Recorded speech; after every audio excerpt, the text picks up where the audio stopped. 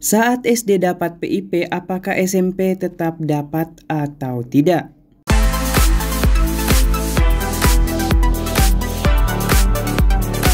Assalamualaikum warahmatullahi wabarakatuh. Selamat datang di channel gue Rahman. Di video kali ini saya akan memberikan informasi tentang penerima PIP di masa SD-nya, apakah ketika dia melanjutkan SMP dia tetap dapat atau tidak.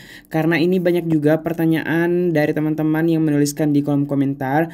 Bang, anak saya sekarang sudah SMP dan waktu SD dia dapat PIP, apakah waktu SMP dia juga akan tetap dapat atau tidak? Nah, mari kita simak teman-teman informasi di video ini. Namun sebelumnya, buat teman-teman yang belum klik tombol subscribe, jangan lupa untuk klik tombol subscribe terlebih dahulu agar teman-teman tidak ketinggalan informasi pada saat saya update informasi terbaru di channel ini.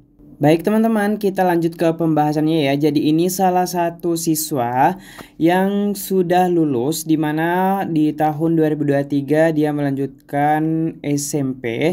Dan mari kita pastikan apakah tahun ini atau di SMP-nya dia mendapatkan atau tidak. Bisa dilihat teman-teman ya, namanya Andini, kemudian sekolah SD negeri, kemudian wilayah Kecamatan Bantaeng, banknya Bank BRI, dan dia mendapatkan nominasi sekaligus sudah cair pemberiannya pada tanggal 1 April 2023. Jadi dia sudah mendapatkan sebelum dia lulus SD. Jadi sebelum dia lulus SD dananya sudah masuk ya di April. Sebelumnya saya akan memperlihatkan dulu atau mengecek dulu apakah di SMP-nya dia mendapatkan atau tidak. Mari kita cek sama-sama teman-teman. Untuk mengeceknya, teman-teman silahkan buka Google seperti ini, kemudian tuliskan di telusuri atau ketik URL di sini.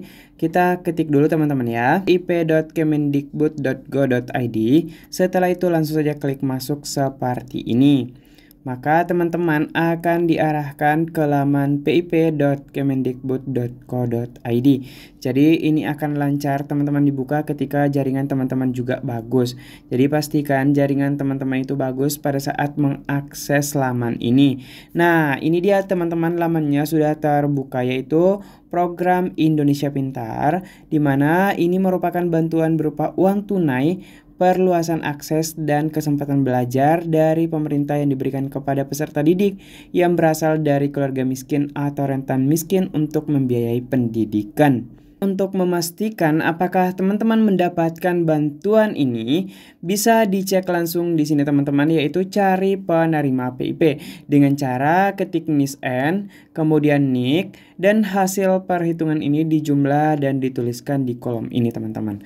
Oke, saya akan memasukkan dulu salah satu siswa yang saya tampilkan hasil pencariannya di awal, di mana pada saat itu dia masih SD dan sekarang dia sudah masuk SMP.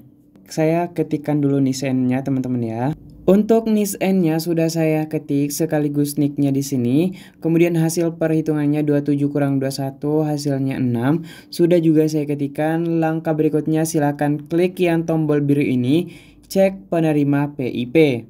Dan hasil pencariannya teman-teman bisa dilihat hasil pencarian di sini sebagai nominasi tahun 2022 dan kemudian di sini ada pemberian tahun 2023. Nah, di sini teman-teman dia masih SD, bisa dilihat di sini ada SD negeri. Kemudian untuk SMP-nya di sini sudah ada ya, sekolah SMP negeri. Dan ternyata dia mendapatkan di sekolah barunya, di mana sekolahnya sekarang sudah SMP dan dia terdaftar sebagai penerima PIP lagi. Bahkan untuk bantuannya atau dana PIP-nya di sekolah barunya, di mana di SMP-nya sekarang itu sudah masuk juga di tanggal 23 November 2023. Itu artinya teman-teman dia sudah mendapatkan bantuannya dan nomor KIP-nya juga masih sama, di mana ini sudah sejak tahun 2021 dan masih berlaku sampai sekarang. Jadi teman-teman, bagaimana sih sebenarnya agar bisa terdaftar lagi di SMP-nya?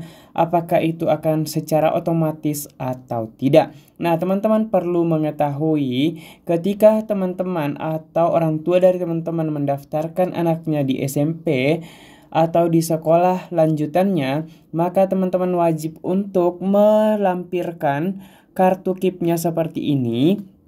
Kenapa? Biar mereka diusulkan oleh pihak sekolah atau satuan pendidikan di mana dia bersekolah lanjutan.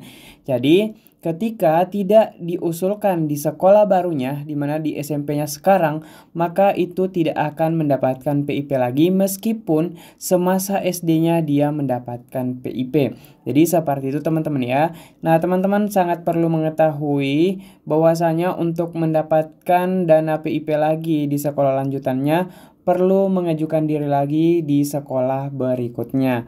Kenapa? Karena teman-teman, meskipun dia layak mendapatkan PIP, meskipun dia dapat PKH dan terdaftar di DTKS, tetapi tidak diusulkan oleh pihak sekolah, maka itu tidak akan mendapatkan bantuan sama sekali.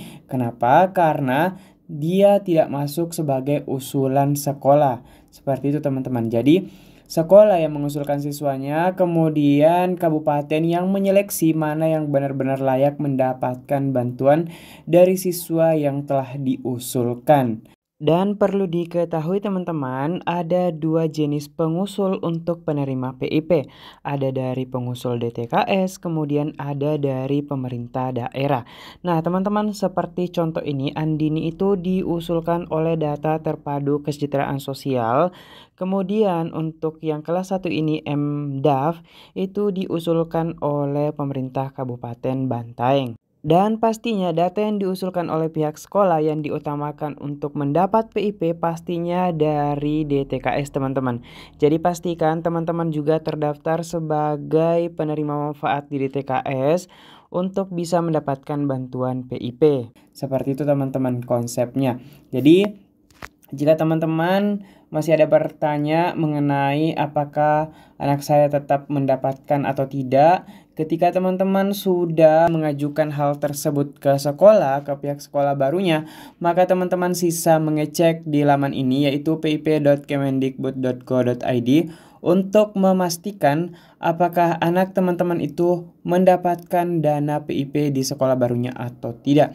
Jadi sekarang laman PIP sudah bisa diakses, di mana di Desember kemarin serta awal Januari tanggal 1 sampai 14 Januari itu tidak bisa diakses atau laman sedang diperbaiki sekaligus data tidak ditemukan. Saat ini untuk laman PIP sudah bisa diakses, maka teman-teman sudah bisa mengecek apakah dapat bantuan dana PIP atau tidak.